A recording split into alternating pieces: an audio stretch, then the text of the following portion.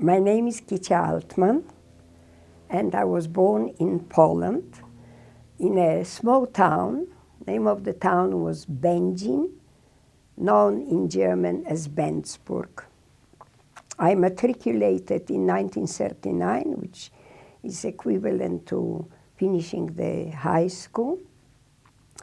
And we were practically under the Germans 6 hours after they entered Poland. I have chosen to talk about the rights among the nations, which is a very little known aspect of the Holocaust. But I feel that it's extremely important.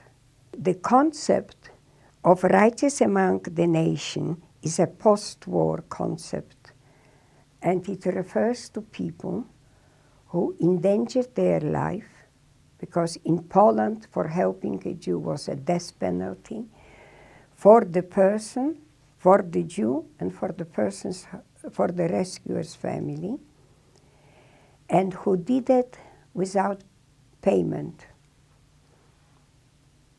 Because there were quite a few people who faced the same danger, but they undertook a calculated risk.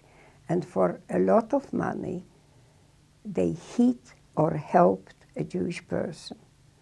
And I don't mean to diminish the danger that they were in, but that was their calculated risk for money.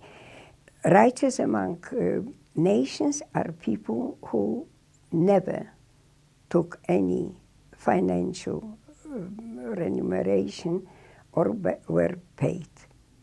And I feel very humbled by the fact that that was my experience, to meet such a people. I was working in a uniform in a factory that was producing uniforms for the German, winter uniforms for the German army on the Russian front.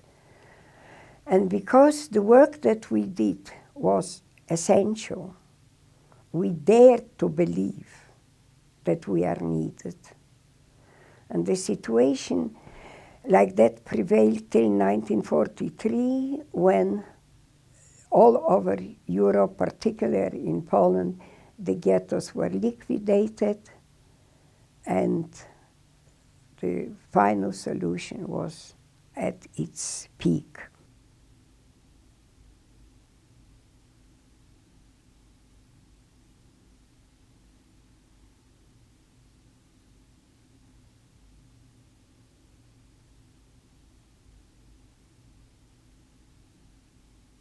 This is what he did. He went to SS and he said, there are Jews who can work, and he was a disabled person, he said, cannot serve my beloved country with weapons in my hand, so I made it my life's wish to serve Germany in the field of war economy. The cutting room was the heartbeat of the whole factory. You got enormous bale of military clothes. You had to be able to cut out so many uniforms, and so on and so on. He was a very charismatic man. He learned to speak Yiddish, and he used to limp.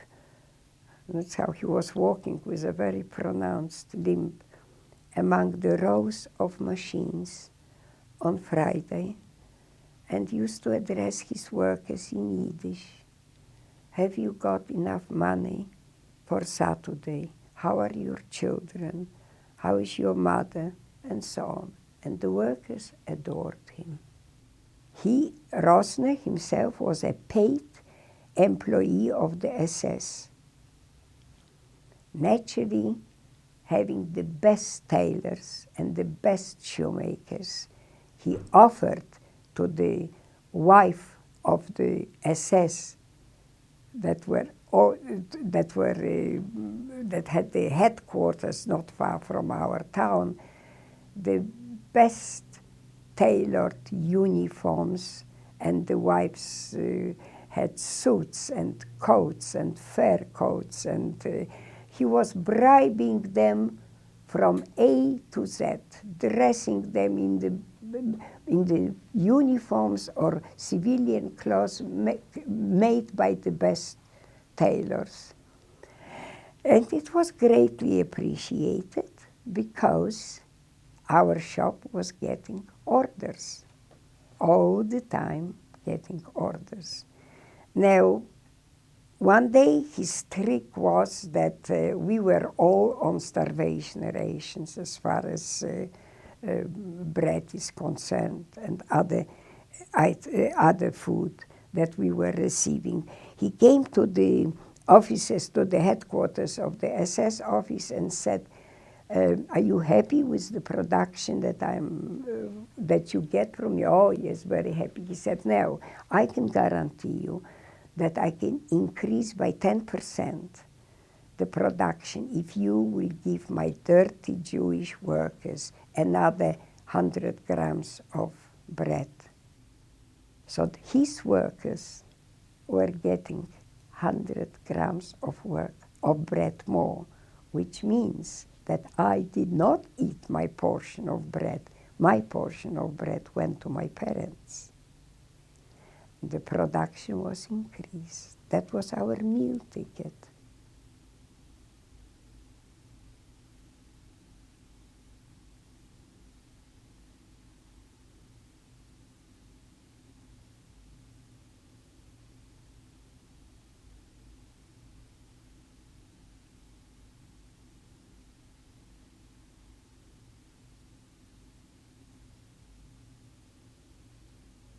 In October 43, soon after the total annihilation of the ghetto, he was arrested, and in January 44, he was hanged by the Gestapo for helping and abetting Jews.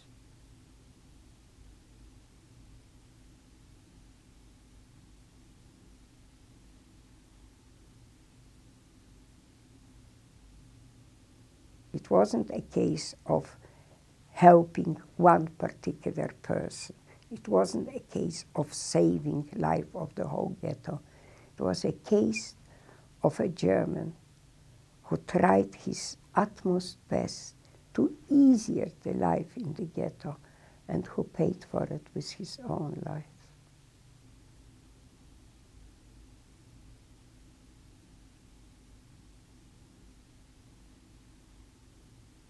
I thought the obvious thing was to go to this budding, small place where perhaps there will be people who think like me, and perhaps we could inform other people, younger people, that they should, above all, believe in power of one.